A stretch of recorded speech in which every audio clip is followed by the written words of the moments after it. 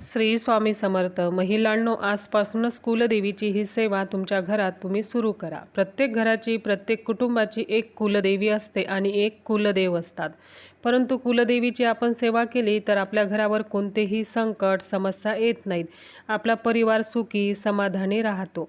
परिवाराला आरोग्य लाभ होतात. म्हणून कुलदेवीची सेवा रोजच्या रोज घरातल्या मुख्य पुरुषाने किंवा मुख्य महिलेने दररोज सकाळी किंवा संध्याकाळी करायचीच आहे.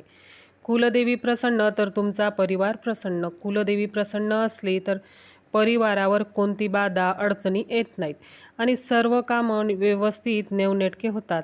आता या कुलदेवीच्या सेवेमध्ये तुम्हाला सगळ्यात आधी दुर्गा सप्तशती ग्रंथातील रोज एक अध्याय वाचायचा आहे आणि त्यानंतर श्री कुलस्वामिनी नमः, श्री कुलस्वामिनी नमः या मंत्राचा जप रोज एक माळ तुम्हाला करायचा आहे. या दोन गोष्टी या सेवेत करायच्या आहेत.